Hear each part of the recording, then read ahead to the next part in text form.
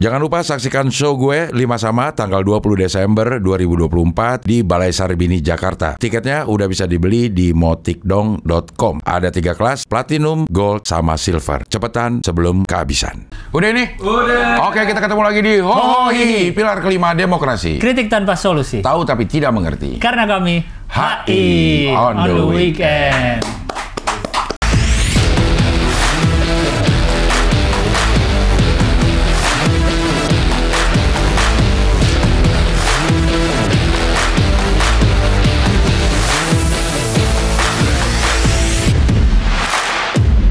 Outfit kita tidak janjian tapi sama, kita memang senada lah, sepikiran lah. Parah. Iya. Kok bisa sama ya baju putih? Gak ngerti juga gue. Walaupun itu agak broken white sih. Gue punya juga soalnya Bella itu. Iya. Arif Rata. Terus pakai jaket hitam. Jaket hitam. Celana jeans. Iya, jaket-jaket ya? Intel tugas. Lo udah rencanain pakai baju ini dari kapan? Tadi aja. Bukan dari semalam? Bukan. Kalau gue dari semalam.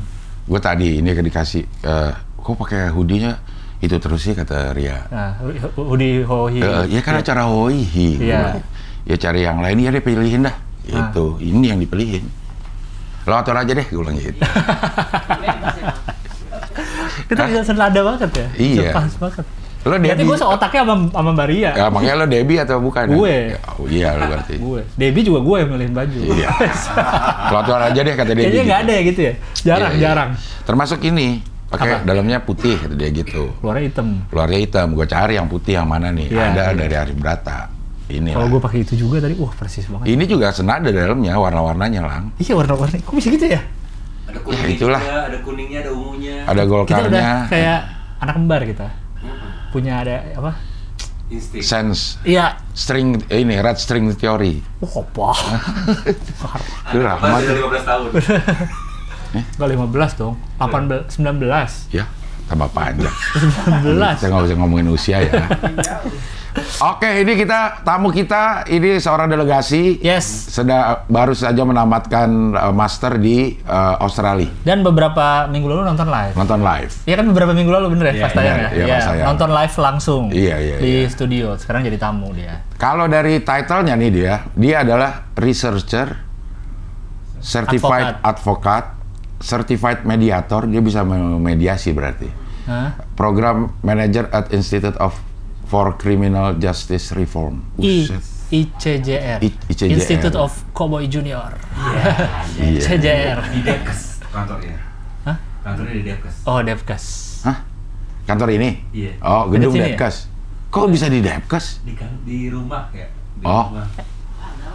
Rahman jadi ngacauin. Iya. Depkes nama komplek. Komplek. Cebut dong, komplek Depkes. Makanya langsung dia apaan? Kok Iya, kok Depkes di bikin Depkes? kantor gitu. Udah gitu namanya sekarang Kemenkes lagi, udah nggak Depkes. Kemenkes. Iya. Maidina Ramawati SHLLM. Wes. LLM itu apa sih? LLM? Gue pikir LLM itu S3 loh. LLM apa ya, bahasa Inggrisnya Master of Laws, tapi dia pakai ini pakai bahasa apa gitu, bahasa Belanda. Apa gitu? Lu nggak tahu? Tahu pernah Law Master. Enggak. Bukan, apa? Nebium apa gitu dah. Apa? Ya, nggak tahu lo kan? Nggak tahu, tapi bahasa Inggrisnya Master of Laws, tapi itu dari bahasa Latin. Kan kampusnya padahal apa? Australia. Emang di situ di LLM dari dia. LLM dia. Oh. Kayaknya itu udah di acknowledge sedunia gitu deh. Latin. Legum. Legum Magister. Intinya Magister of Law, Iya, Master of Law. Master of Law. Legum tuh law, Bang. Latin tuh? Iya, bahasa Latinnya. Bahasa Latin. Emang? Dia gitu.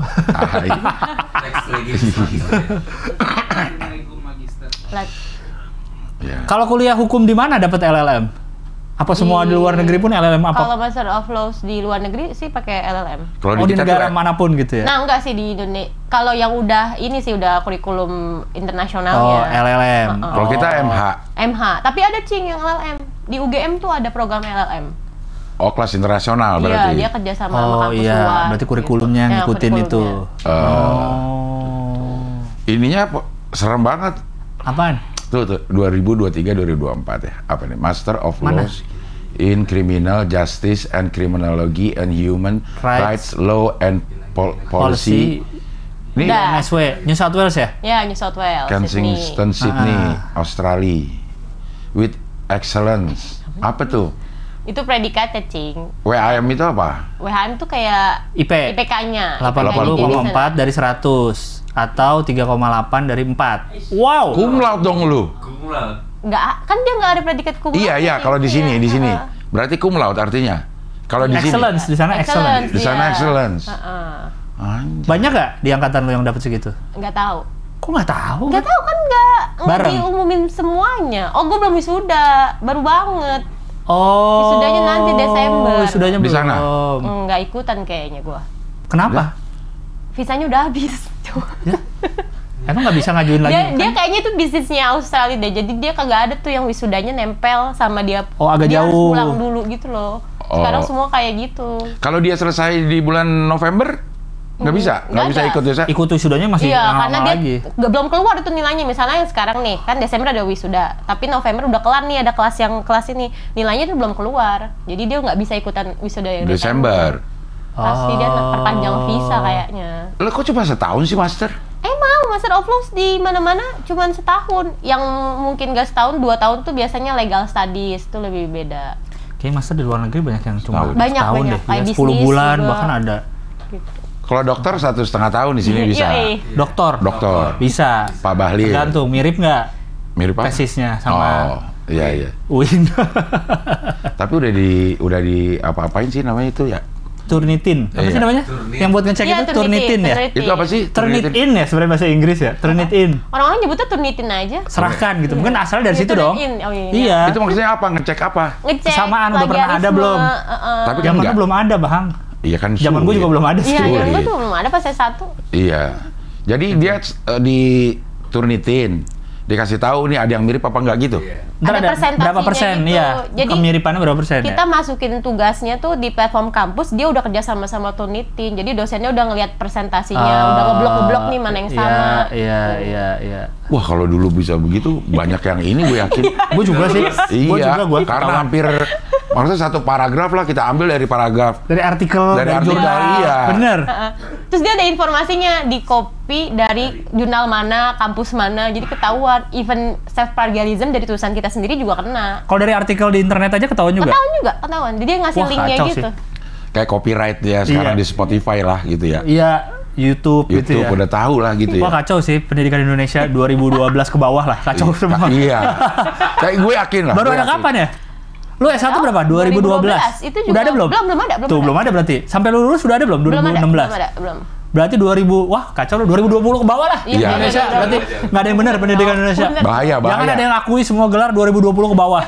Tapi mungkin itu terjadi di semua universitas gak sih? Karena memang apanya nih? Satu paragraf tuh boleh gak sih kita ini? Kayak musik kan 8 bar ya. Ini kalau baru dihitung ya plagiarisme. Selama ngutip, Cing, kan dia ada kutipan langsung sama tidak langsung. Kalau lebih dari 3 baris lo harus langsung kan. Nah, kalau lo ngutip nggak apa-apa, copy paste. Oh, ya kan kita bilang kita ngutip. Iya. Dikutip dari ini. Iya. Habis itu baru pakai footnote. Dan kutipan itu kita bahas gitu kan. Gitu nggak sih? Bikin? Iya, kayaknya deh. Iya, bisa kalau lo mau ngkritisi atau iya. Cuman kalau misalnya lo lagi ngedeskripsiin terus ya udah deskripsiin doang, selama lo ngasih sumber nggak apa-apa. Iya, benar. Padahal satu itu sumber, footnote-nya lebih banyak daripada isinya. Iya. Karena semua ngopi. Sering kayak gitu. Iya sih, dulu nggak ada buat meriksa ya. Syukurnya. Iya, bener syukurnya. Gua nggak ada aja nggak lulus, Bang. Ya kan karena lo nggak ada gua. Lo jangan mendegradasikan diri lo sendiri lah. Lo karena nggak mau lulus. Giring gua tuh sekarang giring gua. Memilih. Setelah lihat kemarin giring, gua adalah giring. Domisili. Gua adalah giring. SMA 34 sama. Ambil HI, tapi dia nggak selesai juga, Bang, ternyata. Di HI juga? Paramadina. Gua kan googling, di Wikipedia ada. Paramadina nggak selesai. Yang itu. Terus dia pindah ke universitas terbuka baru lulus. HI juga? Bukan, komunikasi atau apa gitu. Gua adalah giring masa depan gua. Ya udahlah, itu bukan domisili kita juga untuk berbicara di. Gue ngerti maksudnya itu wilayah, maksudnya itu bukan wilayah gue. Iya. Cuma domisili itu lebih ke arah kalau ngomongin rumah sih. Lo daerah mana domisili lo, tempat tinggal lo gitu. Tapi siapa tahu bisa juga untuk mungkin bisa ranah sama juga. Mungkin bisa juga kali, Bang, kita nggak tahu. Domisili ya, cuma memang tidak umum. Mungkin karena dia seniman, jadi kata-katanya tuh pilihannya tuh kayak kita ngobrol sama Dustin aja lah. Iya, seniman. Jadi kata-kata diksi pilihannya itu. Coba domisili deh, kita lihat dulu ya. Mohon maaf ya, Matt, sebentar ya. Kok Matt? Medina. Bisa. Ya, Medi. KBBI. Domisili. Apakah hanya bisa dipakai untuk tempat tinggal? Ada siapa tahu yang lain. Siapa tahu itu tuh ada. kediaman tuh kan, bener. Tempat kediaman, tempat tinggal resmi. Oke, nggak bisa deh ternyata. Itu kan kediaman. Tempat tinggal resmi. Ya, tapi kan banyak kata-kata yang memang tidak diperuntukkan, tapi untuk apa? Gue belum dapet sih ininya ya. Contohnya ya. Itu kata-kata barusan lo nggak? Apa tuh? Iya, itu nggak dapet kan? Iya. Apa istilahnya? Apa? Kosmetik politik. Alibi deh. Alibi itu adalah, ini ada orang hukum ya, saya tahu gue ya. Alibi itu adalah sesuatu yang menerangkan bahwa dia tidak ada di tempat. Iya. Pada saat sesuatu kejadian terjadi, dia ada di tempat lain. Itulah alibi. Nah sekarang dipakai untuk alasan, sebagai alasan. Itu mah alibi dulu doang. Oh iya, benar. Bener nggak? Coba. Kayak kalau kayak orang pengen ngeles gitu. Itu mah alibi doang. Seseorang ada di tempat lain ketika peristiwa pidana terjadi. Spesifik ya? Spesifik. Emang alibi itu spesifik alibi untuk itu, ini ya? Iya, untuk ini. Alibi. Dia tidak ada di suatu kejadian. Jadi kalau misalnya ada kejadian terus kita ditanya, lo punya alibi gak? Iya. Apa yang membuktikan lo nggak di sana? Iya. Kalau alibinya ada, udah selesai. Itu orang tidak jadi ini. Karena dia tidak ada di tempat kejadian. Nah sekarang udah bergeser. Alibi itu jadi alasan lo ngeles doang, alibi lo doang. Mungkin Giring ingin alibi. Ingin memasyarakatkan domisili sebagai itu bukan ranah gua. Iya. Ya dah, ngomong ini kita ada media nih ngomongin hukum nggak enak jadi. Iya, benar. Iya. S1 lo di mana? UI. Universitas Indonesia. Criminal Law Specialist. Kok udah ada? Ada, Cing, peminatan. Oh. Dulu sebelum itu namanya kekhususan, program kekhususan. Sekarang peminatan. Udah bukan perdata pidana. Iya, itu perdata pidana, bisnis, tata hukum negara, acara, tata negara, administrasi, hukum dan masyarakat. Waktu zaman gua, sekarang kayaknya udah lebih kompleks lagi. Lalu kriminal itu 3,5 aja juga cum laude ya? Iya itu. 3,5 cum laude. Setengah coba. 3,5 dari 4. Ngapain sih? Ngapain? Iya. Kuliah lah. Iya kuliah. Berarti lu emang dari awal emang pengen masuk hukum ya? Enggak juga. Sih sebenarnya bang. Enggak sebenarnya. Pengennya ekonomi. Pilihan keduanya hukum. Dia keterimanya hukum. Oh ini pilihan kedua? Iya pilihan kedua. Tapi kalau ngelanjutin? Nah kan udah ketemu S1 udah ada interestnya, Cing. Oh ternyata tertarik nih, pas kuliah. Gitu. Iya. Bisa nih ada nih. Tadinya juga nggak mau karena pengen ekonomi, nggak mau nggak mau pidana kan. Pikirannya bisnis apa perdata. Ternyata nggak seru pas dipelajarin. Seruan pidana. Jadi lanjut. Emang ada kuliah yang seru? Seru ternyata pidana. Iya seru, belajarnya, kasusnya, nggak nyambung aja yang perdata sama bisnis. Akhirnya lo melanjutkan S2 deh. Tapi gue lihat lo coba kita kasih lihat deh, dia nulis banyak banget sih lo, Matt. Ngapain sih, Matt, maksudnya? Nih, tulisan Inggris aja. Ini work experience. Ini yang bawah. Nih publication. In English. Segini 1, 2, 3, 4, 5, 6 terus 9, 10, 11, 12 terus 17 Indonesia. Ini pas apa nulis gini? Pas S1 atau pas S2? Atau pas kerja. Banyak pas S1 ada sih. Pas kerja banyakannya. Kan jadi peneliti, King. Kalau peneliti kan banyak tulisannya ceritanya. Kerja habis S2? Enggak, habis S1. Oh. Kan S1 2016 tuh keluarnya. Nah, kerja apaan? Jadi peneliti hukum pidana yang di NGO. Itu di atas tuh, coba. Yang awal lagi. Peneliti. Mana sih? Di atas, tadi. Yang atas? Center. Yang work experience. Coba. Nah, itu. Nah, 2000. Manager. Yang bawah, berarti yang bawah. Dari 2017. Tuh, 2017 tuh. Research support. Project of trafficking. Perdagangan manusia nih. Iya. Trafficking in person. Beberapa isu. Salah satunya ya tentang perdagangan manusia. Oke. Itu apaan tuh kok Stanford University?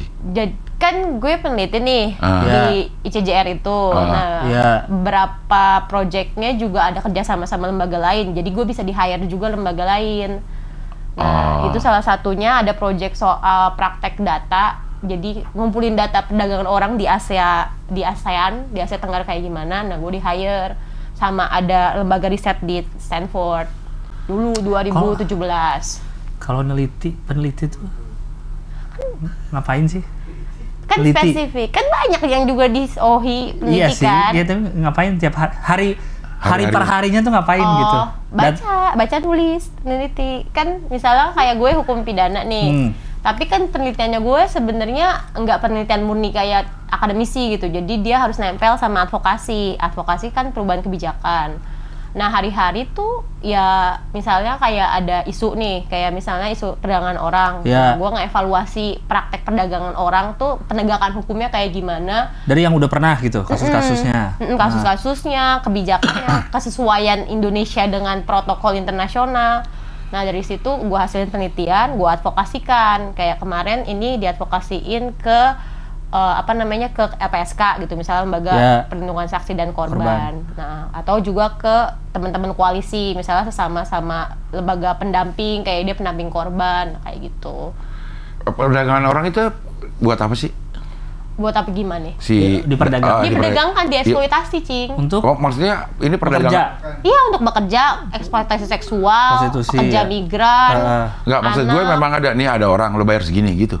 Dijualnya itu, Pak, maksudnya penjual belinya tuh kayak gini nih, ada orang nih harganya segini, lo mau beli nggak gitu? Atau kalau itu kan perdagangan perdagangan orang yang dulu tuh ya kayak gitu kan. Orang. Nah, kalau sekarang namanya perdagangan orang tuh kayak modern slavery loh, Cing. Jadi perbudakan, dia orang kerja tapi dibayarnya dibayar rendah, atau bentuk kerjanya tuh nggak legal, kayak tadi yang soal prostitusi kayak tadi. Terus kalau sekarang tuh yang lagi happening judol, dia jadi adminnya judol di Kamboja gitu, di ASEAN. Nah, itu dia dieksploitasi karena dia perbuatannya pidana, dia nggak bisa keluar tuh, susah keluar. Dan mereka nih dijebak, maksudnya untuk bisa kerja ke situ, untuk bisa masuk ke lingkaran trafficking ini, mereka dari mana gitu misalkan? Dijebak. Jadi elemen dasarnya si trafficking itu dia harus ada nggak konsen gitu, nggak setuju. Nggak setujunya itu bisa dalam konteks dia ditipu, atau emang dia dikelabui gitu loh, bahwa dia diiming-imingi gajinya segini, kondisi kerjanya kayak gini, tapi di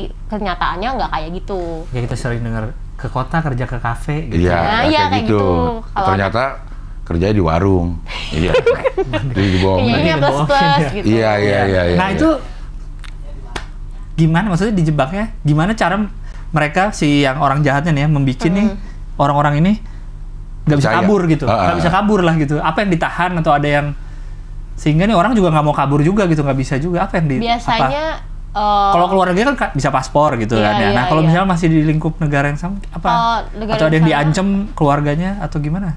Biasanya iya dia ini dijerat hutang. Jadi dia pas direkrut itu dia harus bayar uang. Misalnya gue ngurusin dokumen lo buat ke Jakarta nih, tiket lo segala macam, terus dia butuh biaya misal berapa puluh juta. Nah, puluh jutanya itu dikurangin dari gajinya. Jadi dia tiap bulan punya utang. Dia harus ngelusatin dengan cara kerja ini. Tapi yang itu yang kita balai latihan kerja itu juga gitu nggak? Yang siapa tuh? Yang sisir. Yang sisir. Yang sisir dia harus bayar duit berapa? Di awal itu kan. Iya, kalau itu kan dia yang bayar. Nggak ngutang dong dia. Nah, tapi bisa juga diutangin sebenarnya. Iya, karena lo harus bayar segini, ya lo nggak bayar, tapi gue utangin gitu maksudnya. Iya. Nah, salah satu modusnya TPPO perdagangan orang ya itu penjeratan utang. Tapi dia kan ilegal. Kalau itu kan jelas. Dikirim akhirnya. Oh iya betul. Tergantung kan, organisasinya tergantung ya. Kalau ini mungkin mirip-mirip gitu bentuknya. Ntar gue salurin kemana, ternyata enggak. Beda kondisinya. Atau ternyata kerjaannya ilegal. Tapi udah pasti institusinya ilegal nih yang melakukan ini. Apa dia punya kedok PT resmi? Kalau yang di kasus-kasus dia ilegal sih. Biasanya yang rekrut orang, Cing, bukan PT. Jadi dia orang per orang, terus dia janjiannya sama orang, dikasih uang tertentu. Nah, nanti dia dieksploitasi. Nggak dikirim-kirim. Kayak yang TKW kan juga sering tuh cerita gitu, berangkat dikasih uang di depan, dia tinggalin buat keluarganya. Jadi dia harus kayak yang Iman. Istrinya Iman sini, Nelayan. Immanuel ya. Dia istrinya juga gitu modelnya tuh,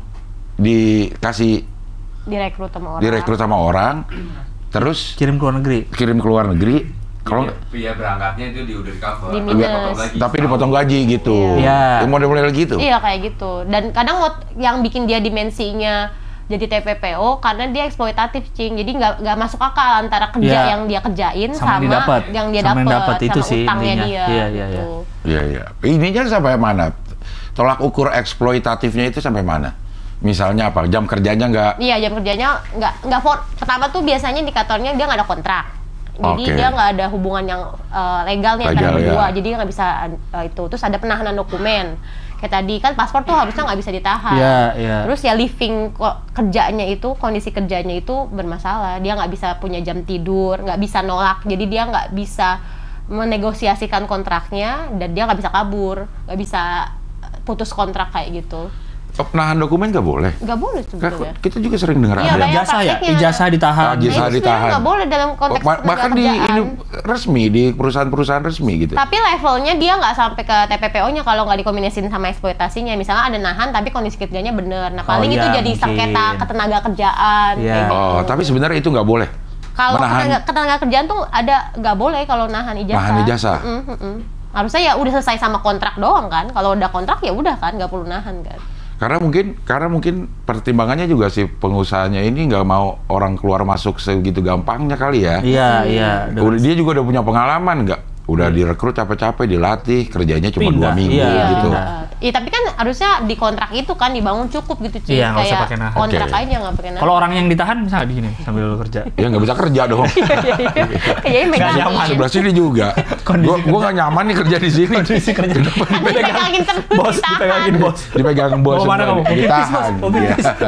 Nih, kalau yang tadi tuh, misalnya kayak tadi kan, misalnya jam kerjanya eksploitatif, gajinya kurang, ini ditahan. Tapi dia mau. Bukan, tapi dia kerjanya misalnya di pabrik yang ada perusahaan bener nih, tapi kayak gini nih.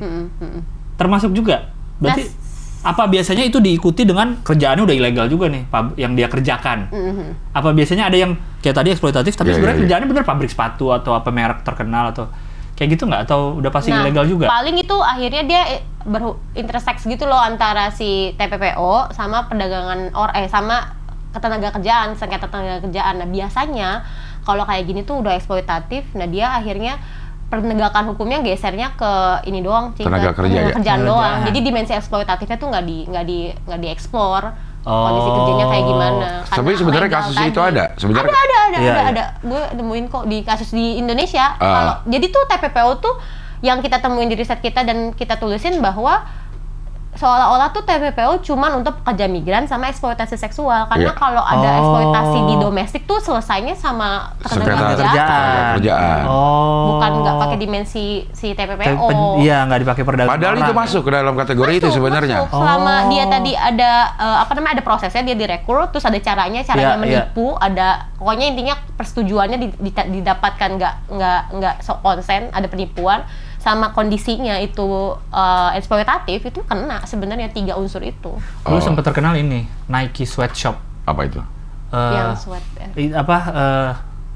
Dia di suatu daerah di Tangerang pabriknya dan sangat anak kecil yang dipekerjakan gitu-gitu. Nike Sweatshop dulu, makanya sebutannya itu istilahnya sweatshop. Dibayarnya cuma berapa itu tuh. Sempet rame pas tahun berapa ya? Pas gua kuliah tuh ya, ada tuh.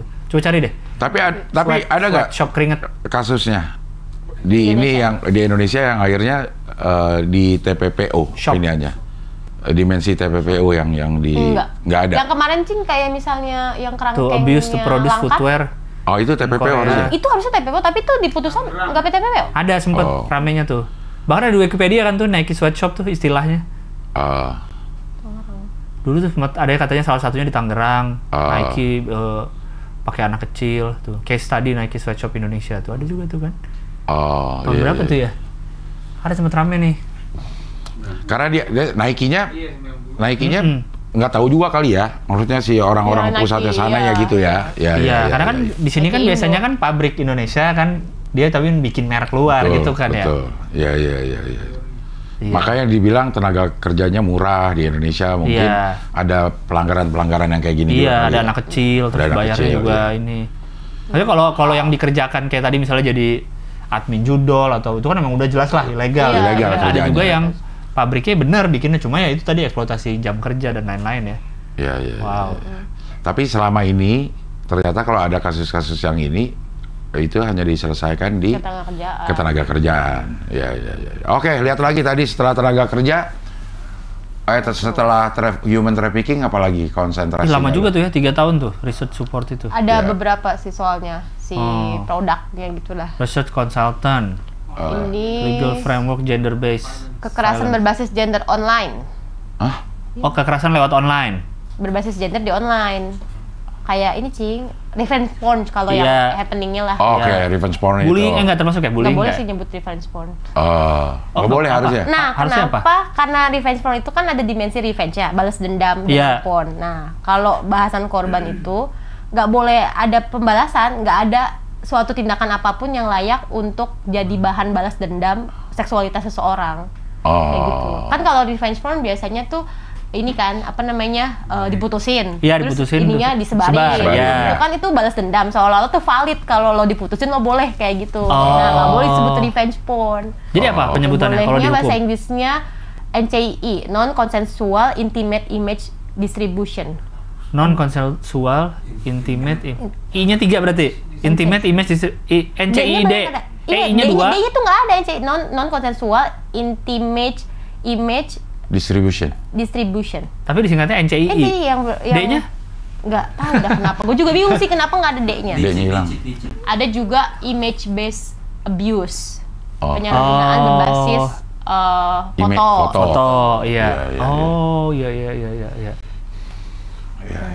Terus apa lagi tuh? Narkoba juga katanya, gue baca yang di mana tuh yang narkoba lo? Iya, tesis gue soal narkotika, pengguna narkotika. Si Australia ini? Di Australia, di Sydney.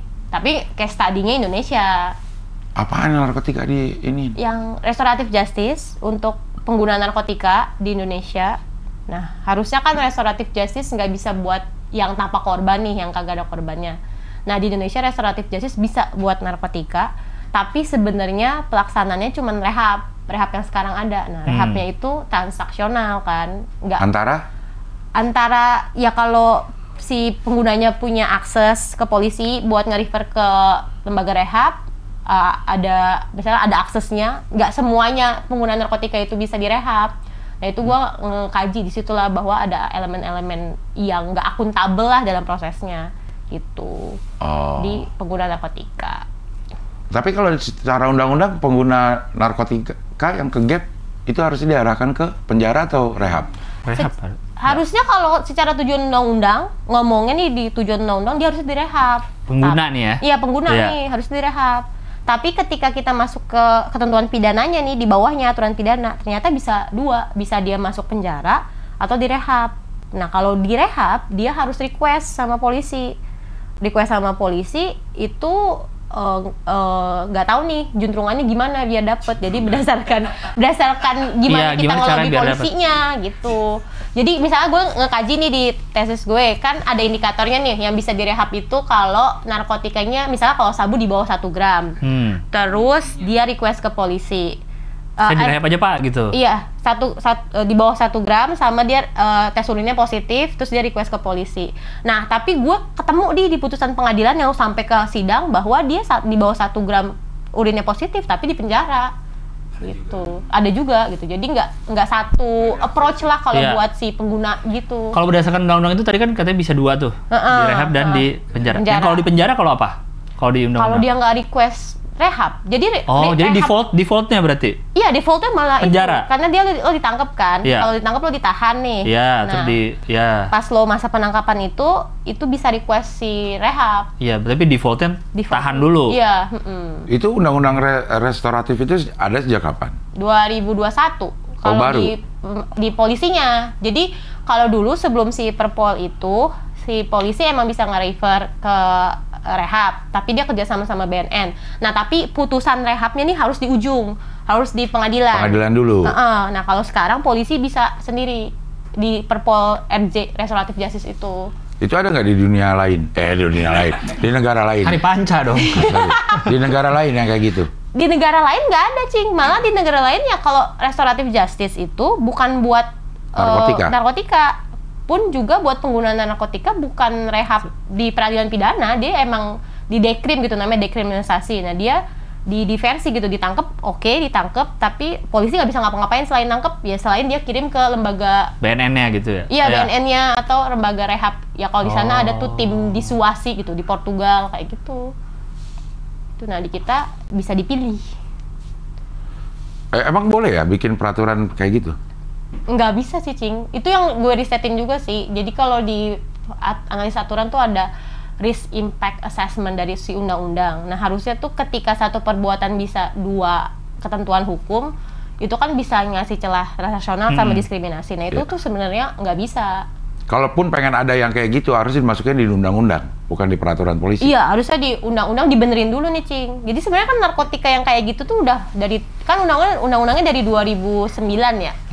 Itu udah banyak dikritik sampai sekarang. Nah cuman akhirnya tuh solusinya tuh ya gitu, akhirnya dibikin yang di internal polisi, terus sebelumnya dibikin aturan bareng sama BNN, sama 7 institusi, tapi ya tetap aja masalah bahwa ada 2 ketentuan yang bisa diberlakukan buat pengguna, itu harus direspon sama revisi undang-undang narkotika. Nah itu belum. Udah pernah direvisi belum undang-undang? Dari pertama muncul? Dari 2009. Dari 2009? Emang 2009 ya? 35 2009. Oh. Udah apal tuh, 35 2009. Apal dong. Kalau orang hukum ya? Iya apal dong, masa nggak apal? 35 2009 itu maksudnya apa? Undang-undang nomor 35? Nomor 35 tahun 2009. Berarti ada juga Undang-Undang 35 tahun 2010? Ada. Oh. Jadi harus spesifik tahunnya juga. Iya. Kenapa nggak disebutin sekaligus sama ininya? Kepanjangan? Sama apa ini? Sama Undang-Undang Narkotika tahun 2009 gitu kan? Oh, emang udah kebiasaan gitu aja ya? Biasanya kan nyebut Undang-Undang 35 tahun 2009 tentang narkotika gitu. Oh, iya. Karena ada tentang yang lain juga ya, undang-undang. 35 pasti tentang narkotika. 35 2009. 2009. Ya, tapi pasti. 35 2010 mungkin tentang yang lain. Iya. Oh, jadi setahun ada berapa sih undang-undang rata-rata? 743. Enggak. Banyak sih, nggak hafal. Enggak, iya, seingat lo. Seingat gue banyak, tapi nggak sebanyak ratusan juga deh, Cing. Kayak mungkin 2 enggak. Kayak mungkin 100-an, kayaknya udah banyak deh itu. Tapi pasti ada terus ya, tiap tahun tuh ada terus. Ada terus. Ada yang baru. Harus dilaporin DPR. Iya. Ini bikin undang-undang. Bikin undang-undang. Kalau revisi, nanti ya itu sebutannya gimana? Misalnya yang 35 2009 sudah direvisi. Tapi kita nyebutnya apa? Misalnya di revisi tahun 2024 nih, akan nomor berapa? Nah, tergantung, Cing. Revisi itu ada 2 mekanisme. Either lo ganti semuanya, berarti ganti semuanya, semua isi-isinya. Sama yang kedua itu undang-undang revisi perubahan. Oke. Kalau perubahan tuh kayak dia kurang dari 50% dari perubahannya. Isinya, ya. Nah, kalau misalnya undang-undang yang perubahan itu, lo kayak misalnya nanti nyebutnya undang-undang nomor 1 tahun 2025 nih misalnya. Undang-undang nomor 1 tahun 2005 tentang perubahan pertama Undang-Undang nomor 35 tahun 2009 tentang narkotika, gitu nyebutnya. Udah 35 2009-nya masih berlaku? Masih berlaku karena dia undang-undang perubahan. Berarti kan misalnya let's say si narkotika ada sekitar 145-an pasal. Yang direvisi misalnya cuma 10 pasal. Nah 10 pasal yang direvisi lo nge-refer ke Undang-Undang 2005-nya, sisanya lo harus baca 35 2009 juga. Iya, kayak disisipin. Iya, yang direvisi kan nggak semua. Kayak MK nih, mengenai umur 40. Umur 40 tetap, tapi ada revisinya. Atau yang telah dan sedang menjadi kepala daerah. Nah itu apa namanya? Itu perubahan. Kalau MK beda lagi, itu perubahan uji material kan. Nah uji material ada ngubah norma. Kalau misalnya dia yang kayak MK kayak gitu, positive legislature gitu. Nah dia masuk ke tafsir sebenarnya. Jadi untuk pasal ini di undang-undangnya, berarti lo ngerujuk tafsir undang-undangnya itu sesuai dengan putusan MK. Gitu. Undang-undangnya juga tidak ada perubahan. Nggak otomatis. Kalau misalnya DPR sama pemerintahnya responsif, dia bikin undang-undang baru. Baru memasukkan si tafsir MK itu. Nah kalau yang MK itu kasusnya undang-undangnya direvisi? Belum, nggak direvisi. Jadi nggak revisi, tetap pakai undang-undang itu ya, tapi khusus untuk yang umur tafsirnya itu. Tapi bunyinya tetap itu. sepanjang tidak diartikan ini kan MK kan fungsinya untuk ngebatalin suatu pasal. Nah, ada putusan MK, putusan pasal ini tidak berlaku tidak berlaku sepanjang diartikan yang MK tafsirkan. Ngerti nggak? Coba gimana? Jadi kan MK itu fungsinya di uji material tuh untuk ngebatalin suatu pasal. Ya. Nah ini dia nggak ngebatalin. Nah, jadi putusan amarnya dia bilang bahwa pasal ini tidak berlaku. Pada dasarnya tidak berlaku sepanjang diartikan si norma baru, gitu. Oh. Ya, sebenarnya tafsir, Cing. Cuman yang ngeribetin orang-orang aja, padahal gitu. Hukum pusing. Ya, hukum boleh itu, boleh. MK boleh kayak gitu. Nah, ini perdebatan sih, Cing, sebenarnya. Kalau fungsi filosofisnya MK tuh harusnya dia cuma bilang pasal ini bertentangan sama Undang-Undang HAM. Pasal ini bertentangan sama Undang-Undang Dasar di aspek HAM mana. Udah, sebenarnya cuma itu doang. Tapi perdebatan yang muncul sekarang kan dia jadi menafsirkan norma kan. Nah, dia karena menafsirkan norma jadi positif kan. Dia jadi fungsinya kayak pemerintah sama DPR lagi nih, dia bikin norma. Nah, itu perdebatan juga tuh di ilmu hukum tata negara. Bolehkah MK kayak begitu? Kayak gitu. Nah, terus yang MU. Bukan. Mortar utama. Bukan. Semen putih itu. Iya. Semen kalau mau pakai semen putih bagus banget itu. MU. Mortar utama. Iya. Bukan, maksud gue ya. MD yang Mahfud loh. MK yang kedua. 90. MK 90. MK 90 yang batas usia untuk kepala daerah. Yang kemarin di demo. Tuntut di keputusan MA itu sudah ada boleh 30 tahun pada saat dilantik. Itu terus diajukan oleh beberapa orang nih. Beberapa orang. Ini melanggar Undang-Undang Dasar nggak? Ke MK kan? Iya. Tapi sama MK ditambahin ada perubahan ini, perubahan itu. Dia masuknya di mana? Emang itu dia jadinya boleh, Cing, sekarang. Jadi itu perdebatan itu loh, karena kan sebenarnya kayak yang putusan MK nih yang kedua ini, yang batasan usia sama yang threshold kan dia juga bikin norma tuh kan. Yang sebelumnya juga bikin norma. Nah, jadi itu bingung nih di kondisi apa nih sebenarnya MK bisa bikin norma. Nah, kalau teman-teman yang ngedukung sebenarnya ini namanya tuh judicial activism itu loh, selama dia untuk kepentingan publik dan melaksanakan aktivisme gitu. Nah, itu diperbolehkan. Nah, rujukannya apa? Itu rujukannya kepentingan publik atas dasar hak asasi manusia. Nah, makanya si putusan yang kedua ini dia didukung lah sama publik. Tapi keputusan yang pertama itu banyak yang kontra. Padahal gitu. MK melakukan hal yang sama persis. Iya, sebenarnya dia melakukan hal yang kontroversial sebenarnya karena dia menafsirkan norma yang tugasnya pemerintah sama DPR. Itu. Tapi ya itu ya perdebatan di ilmu hukum tata negara. Jadi dilihat nih sekontennya dulu nih, kontennya untuk kepentingan publik sebagus apa. Makanya MK boleh beraktivisme. Iya. Pusing ya, ternyata ya itu apa hukum ya. Tata negara emang susah juga.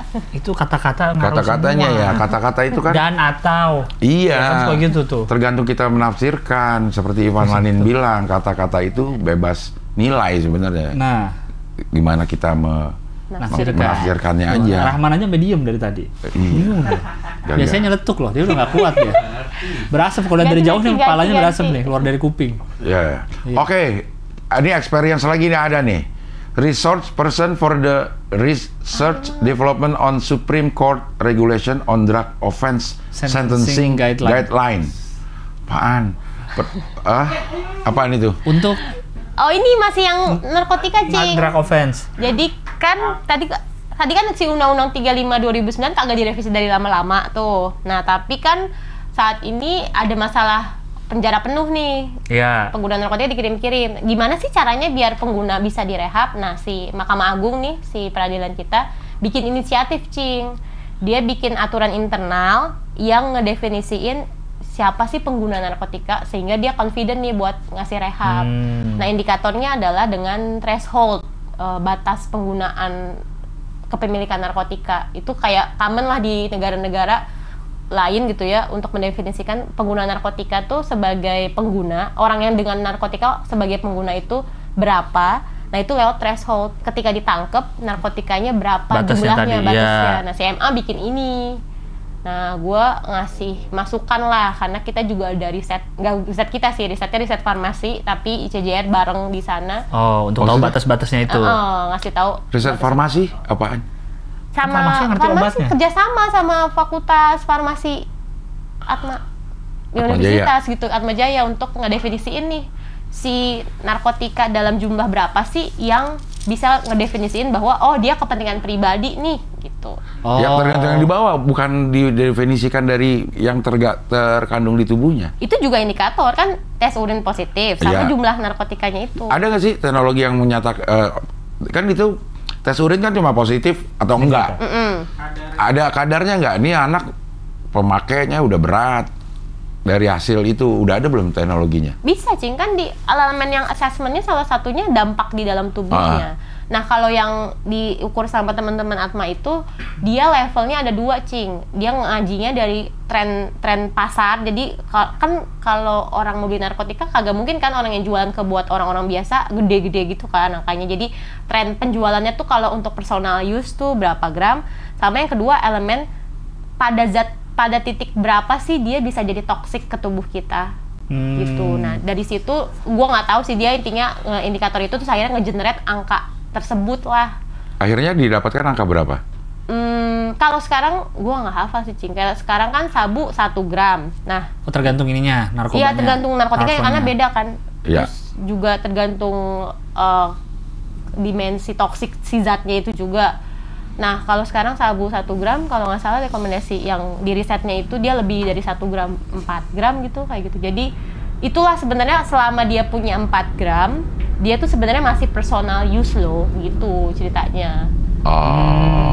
Nah, itu harusnya dia direspon sama rehab. Penjara, gitu. Dia bukan jualan. Bukan tidak akan. Makanya begitu ketangkep, dia juga datang tuh ke rumahnya tuh polisi untuk lihat dia masih punya apa enggak. Itu untuk menentukan. Untuk menentukan. Katanya kalau misalnya dia punya barang tapi dianya negatif, katanya langsung jadi bandar ya? Enggak? Gitu enggak? Nah, itu katanya ya.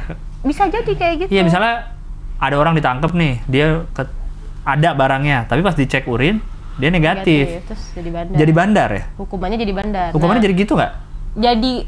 Jadi gini, karena undang-undang, kan masalah tuh tadi yang ada 2 hal. Si undang-undang narkotika itu juga punya masalah. Karena ketentuan pidananya itu nempel sama perbuatan loh, Cing. Jadi pasal 111 nih misalnya, dia larangannya tuh apabila setiap orang yang menguasai narkotika. Ya itu dia. Menguasai doang. Lah, menguasai tapi tujuan gue apa kagak digali sama undang-undangnya. Jadi emang ada tujuan yang bisa meniadakan pidana kalau kita megang sabu lah. Emang ada? Ya itu jadi di undang-undang narkotikanya akhirnya karena pasalnya sesederhana menguasai narkotika tanpa lo ngegali tujuannya, lo bisa langsung ngelanggar pasal itu dan dipenjara. Enggak, maksud gue memang ada hal-hal tujuan yang membolehkan kita pegang menguasai. Oh, kalau buat penelitian boleh, gitu ya. Boleh. Iya. Oh iya benar. Farmasi tadi. Kalau misalnya dia buat kesehatan juga, Cing, misalnya golongan 2 tuh narkotika ada. Itu boleh. Ya itu benar sih, gue juga pernah dengar tuh pasal menguasai itu. Iya. Misalnya kita minjem motor teman, di dalam motornya di bagasinya ada tuh, kita nggak tahu nih. Tahu-tahu di razia, kena orang di motor lu yang bawa motornya, dikuasain lu. Makanya ada yang isu-isu bilang hati-hati dijebak, nanti lu ditaro. Iya, kayak gitu karena pasalnya sederhana banget, Cing, buat ngejerat orang pakai narkotika. Iya, benar. Apalagi kalau digeledah langsung masuk ke dalam rumah kan kita nggak tahu. Iya, kalau itu ditaro. Itu hukum acara lagi, harusnya geledah lo nggak boleh masuk. Harus sama kepala desa, kepala kelurahan, harus ada orang ketiganya. Betul, saya ada pengalaman sekali, tapi nanti aja saya ceritakan, jangan lagi. Nah itu, tapi sering masuk-masuk gitu. Ngecek handphone juga nggak boleh dong? Iya, harusnya nggak boleh. Kalau bukan kita di namanya? Iya, kalau misalnya kalau di nama apa namanya, surat apa tuh? Surat perintahnya. Bukan nama kita? Iya, sama nggak ada tindak pidananya nih, dugaannya terus dia ngecek handphone kita, boleh nggak? Boleh sebenarnya. Harusnya hukum acaranya nggak boleh. Nah itu apa? Itu pelanggaran dari hukum acara pidana di KUHAP. Oh, itu bisa diperadilkan berarti? Bisa, tapi nah itu sih kita terbatas juga, Cing, buat buat ngaduinnya.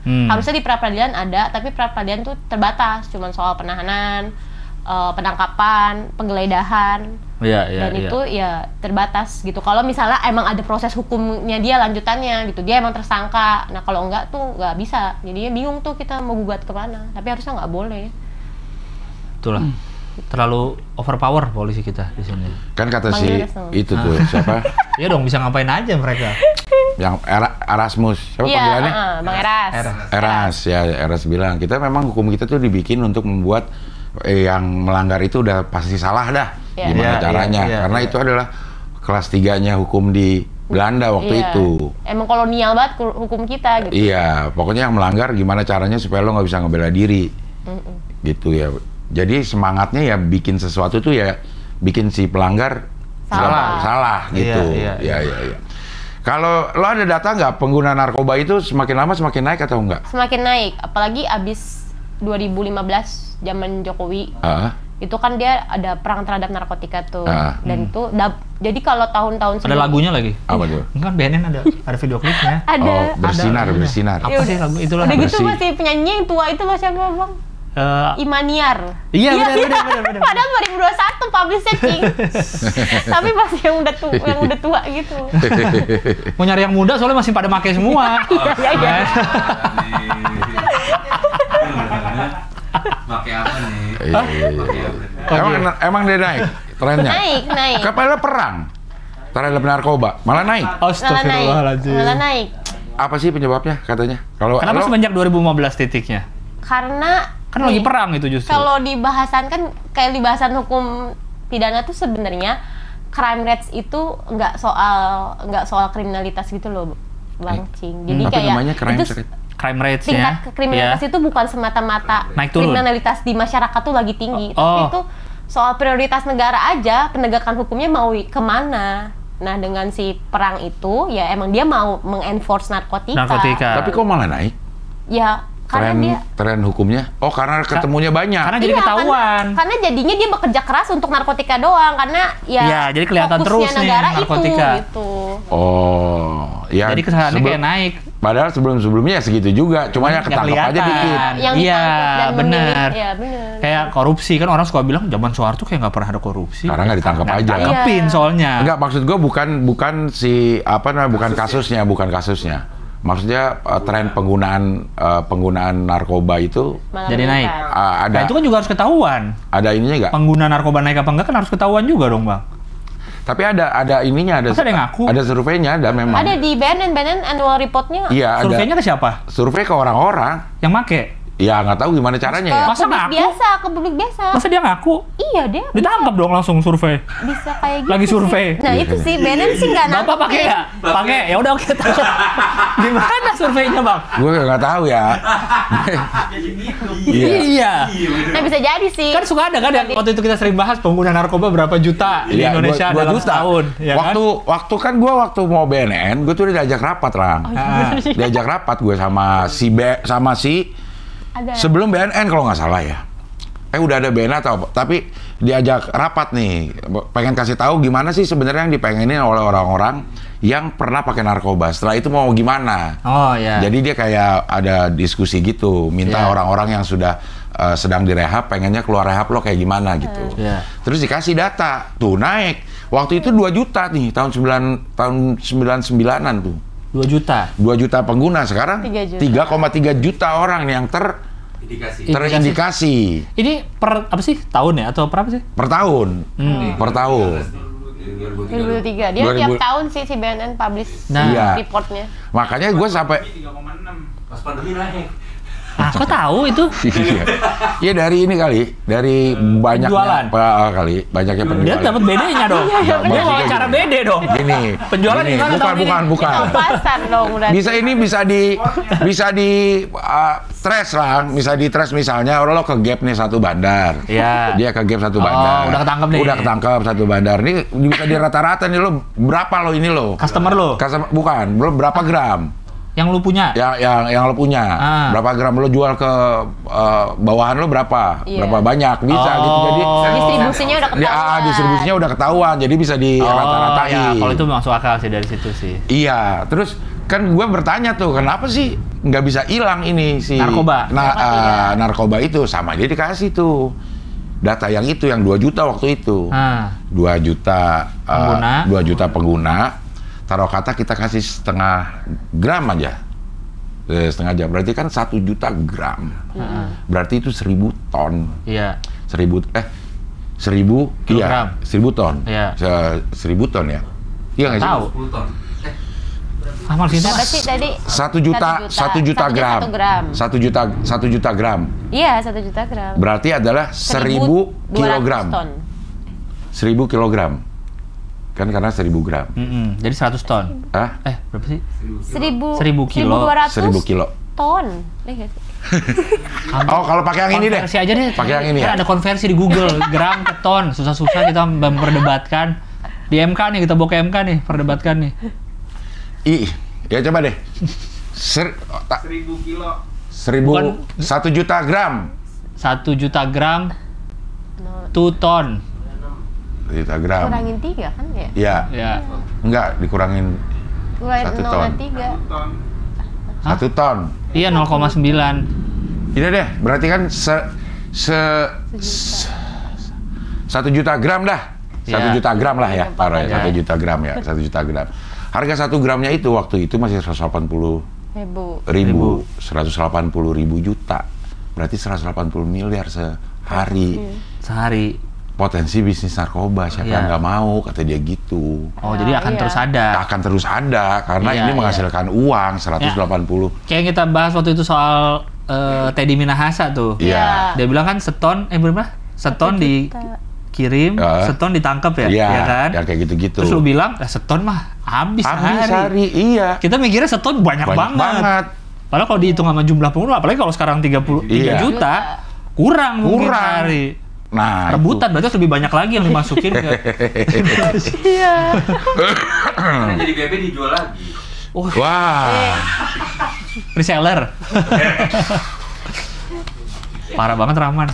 Ya, ini kan tapi kan ini yang undang-undang narkotika, narkoba itu kan tujuannya supaya Indonesia bebas dari narkoba. Itu kan dari yang sisi pelanggarannya kan. Tapi kan yang lebih penting justru bagaimana meyakinkan orang supaya nggak pakai. Iya, benar. Nggak orang yang belum pakai itu jangan pakai. Pencegahannya pencegahan. Gitu ya. Tapi sulai. Kan udah bikin lagu itu tadi. Apa? Nggak bisa. BNN itu, lagu BNN. War on Drugs, ini benar War on Drugs lagunya. Sulit emang. Tapi selalu itu tiap tahun sih, perang dengan narkoba, War on Drugs. Gimana tapi cara perangnya ya? Kalau bisnisnya sebegitu menggiurkan. Gimana menurut lo? Kalau di bahasan kebijakan narkotika justru emang nggak pakai pendekatan perang. Kayak tadi Cing April bilang, Bang Gibas bilang, kayak pengguna narkotika tuh udah hidup di masyarakat dari lama kan. Emang akan ada terus dan menggiurkan pasarnya. Nah, gimana sebenarnya tuh kebijakan itu harusnya cari balance-nya antara pengguna narkotika tapi yang nggak di-abuse dengan menjamin dia bisa dikontrol si peredaran narkotikanya. Nah, sebenarnya pendekatannya tuh bukan perang, tapi regulasi. Berarti kayak ngikutin beberapa negara lain gitu yang akhirnya meregulasi. Iya. Dan itu terbukti berhasil. Maksudnya di peredarannya jadi gimana ya? Kalau di negara-negara yang beberapa narkoba diregulasi, mereka berhasil menekan yang ilegal jadinya atau gimana sih? Berhasil menekan yang ilegal. Kayak misalnya yang kita kasih contoh tuh biasanya untuk pengguna pasti Portugal tuh kan. Dulu kenapa Portugal nerapin si dekriminalisasi, dia ngeregulasi pengguna narkotikanya karena dulu kan putau ya Cing ya. Kalau putau tuh masih pakai jarum suntik kan. Itu HIV. Dia nggak tahu mau ngapain HIV. Nah, udah ngehukum si penggunanya tapi ya namanya kecanduan ya tetap ngasih HIV. Nah, makanya dia ngasih kebijakan kayak ngasih insentif lah bagi pengguna, lo boleh lo lapor ke gue bahwa lo pengguna, nanti gue bantuin, gue bantuin kesehatan, gue ganti ini misal narkotikanya pakai bentuk substitusi terapi lain. Nah, dengan pakai substance lain. Nah, dengan hal itu kan si penggunanya jadi dikelola nih. Nah, jadi dikelola dia bisa ganti nih pakai narkotika yang lebih, bisa ganti narkotika misalnya atau pakai zat yang lain yang legal, yang nggak narkotika. Nah, sehingga dia nggak jadi konsumsinya pasar gelap lagi gitu loh, Cing. Nah, itu. Tapi biayanya gede. Iya, itu emang harus dikombinasikan dengan lo punya perspektif kesehatan di kebijakannya. Sama gedenya, sama penegakan hukum juga biayanya gede banget, tapi nggak efektif juga kan. Nah, sama-sama gede biayanya. Kita mau tergantung yang mana nih, mau bisnisnya terus dikendaliin sama pasar gelap yang untung yang kayak gitu-gitu, atau emang kita mau administrasiin biar efektif dan pencegahannya jalan, karena sekarang kan pencegahannya cuman lagu-lagu gitu doang kan. Gimana pencegahannya yang bisa juga masuk gitu? Iya sih ya. Iya, apa sih ya sebenarnya pencegahan yang efektif untuk supaya orang tidak pakai narkoba? Coba ya cari contoh yang udah berhasil apa ya, yang negara tuh kayak berhasil banget menekan kayaknya penjualan sulit deh negatifnya. Legalisasi. Iya kayaknya tetap ada sih kan, yang maksudnya kalau legalisasi kan nggak semua jenis narkoba dilegalisasi juga kan di negara-negara itu, kayak di Belanda. Kayaknya yang selalu paling bebas kayaknya Belanda, itu pun nggak semua kan, nggak semua dilegalin kan. Dan nggak semua narkotika juga beredar di pasar kan? Iya, tetap ada yang ilegal. Ya mungkin ya. Ya legalisasi kan juga cuma mengurangi kasus kriminal karena ini udah dilegalkan, tapi pemakainya mungkin akan lebih ada banyak. Tapi kan pasti sama mereka udah dipilih yang legal, yang dilegalin itu adalah yang kalau tetap dipakai aman. Orang-orangnya nggak pada mematian lah gitu, atau nggak pada jadi ngerampok, nggak pada kriminal lebih parah gitu. Nah itu konteks regulasi itu dia nempel sama ada namanya harm reduction sih. Jadi dia orang bisa menggunakan narkotika tapi dia secara aman gitu. Jadi dia nggak akan terus-terusan memperoleh dampak buruk dari narkotikanya. Iya. Dulu ada yang bagian jarum suntik di satu daerah yang terkenal sebagai circle-nya pemakai. Sampai ada orang bagian jarum suntik karena dia bilang biar bersih. Biar lo nggak HIV gitu. Lo pakailah, gue tidak concern sama lo pakai atau tidaknya. Tapi ini bagian orang pemerintah bukan? Orang aja. Puskesmas gitu. Puskesmas. Ada lembaga-lembaga LSM juga mungkin yang bagian jarum suntik. Iya, yang sadar bahwa pakai jarum suntik itu bisa menularkan HIV. Iya. Tujuan dia bukan untuk mengencourage orang untuk pakai, tapi untuk mengurangi kemungkinan lo akan terkena HIV. Iya, dampak buruknya. Ya kayak orang bagi-bagi kondom lah. Iya. Kan ada juga kan. Itu kan. Tapi kan dianggapnya mengencourage orang untuk free sex jadinya. Iya. Sama kayak gitu. Iya. Oh, ada yang bagi-bagi jarum suntik, baru tahu gue, Bang. Zaman dulu waktu zaman tren putau. Zaman putau lah. Iya, maksudnya udah ada orang Indonesia udah ada yang sadar. Berarti yang nerima pun dia bagi-bagi ke siapa deh? Bagi yang ke pemakai aja nggak apa-apa. Iya, jadi yang nerima pun ya udah gue pemakai nih, makasih ya. Senang itu karena kan jarumnya nggak bisa dipakai. Maksudnya nggak bergantian pun ya. Kalau kita pakai 2-3 kali kan udah tumpul. Jadi senang. Sedangkan dapat jarum suntik itu susah juga. Iya. Mahal nggak? Bukan, maksudnya tidak semua orang bisa beli jarum. Aksesnya ya. Jarum suntik itu di toko-toko peralatan kesehatan gitu. Tapi emang belum ada yang mumpuni ya. Cara pencegahan supaya anak muda nggak pakai apa ya? Sebenarnya ya caranya pakai pendidikan itu sih, Cing. Jadi kan gini loh, Cing, kan salah satunya yang soal dampak buruk itu adalah pendidikan yang jujur tentang narkotikanya. Jadi kita bisa tahu nih dampaknya narkotika kayak gimana. Nah, sebenarnya tiap tahun tuh si lembaga narkotika dunia itu bikin publish riset soal pengguna narkotika. Nah, dia nemuin tuh bahwa pengguna narkotika itu yang jadi problematik penggunaannya itu cuman 13%, jadi nggak semuanya. Nah sebenarnya dengan hal tersebut tuh dia bilang kan bahwa ada kondisi di mana pengguna narkotika itu ya personal use aja, kadang dia coba-coba. Nah tapi karena kebijakannya jelek, ketika dia coba-coba itu malah dia dihukum langsung kriminal. Nah kriminal itu wah kalau di penjara kan itu emang lebih mudah lagi dapatnya kan, justru malah memberikan dampak buruk. Iya. Di penjara gampang dapatnya. Gampang. Kan banyak tuh kan laporannya. Iya sih, bener sih. Di berita banyak kok. Iya. Handphone segala macam ya. Nah. Oh, cabut. Ya, lagi enak-enak nih. Dia diundang anjing ya? Ngapain? Anjir gak? Enggak, jangan. Rahasia. Jadi ditit ya itu ya? Ngeri banget. Kita ngomongin. Dia diundang? Iya. Oh iya? Iya. Untuk ngomongin? Iya, tapi itu masih rahasia karena topik itu gila sih, masih nggak boleh diomongin. Gokil, Mai. Kita dari tadi tuh bahkan nggak bahas kuliahnya. Iya. Malah fokus ke terlalu fokus ke ininya nih. Kasus-kasusnya emang menarik sih. Iya. Perdagangan orang segala macam. Udah mau cabut banget. Iya nih. Iya. Ya udah kuliahnya S2-nya beasiswa apa enggak? Lagi deh. Beasiswa dari Australia? Enggak, dari negara kita. LPDP. Ya, LPDP. Oh, PDP. Lo nggak ada rasa gimana gitu terus menyerang-nyerang kebijakan pemerintah? Kan justru malah ngebantu pemerintah nggak sih, Ci? Kan mengabdi balik lagi ke... Gue membantu pemerintah. Tinggal apa ya namanya, perspektif kita ya. Kalau ada orang LPDP balik terus kritis sama pemerintah, bukan benci. Justru itu tugasnya. Iya, tugasnya benar. Gue dibiayain sama pemerintah untuk memperbaiki kinerja pemerintah. Benar. Keren. Tapi sayang dia harus datang ke... Oh iya, karena pengen bahas. Ya. Jadi kita harus selesaikan. Iya. Oke lah, terima kasih ya Matt. Mudah-mudahan kita bisa ngobrol-ngobrol lagi ya. Iya. Lancar-lancar ya. Karena ini kasusnya pasti banyak, beritanya pasti banyak. Mungkin nanti kita minta pendapat ahli. Langsung kita hubungi Medi ya. Oke, makasih ya Matt. Oke, sampai ketemu lagi di Hohoi, pilar kelima demokrasi. Kritik tanpa solusi. Tahu tapi tidak mengerti. Karena kami HI on the weekend. Yang kelarnya cepat karena dia diundang.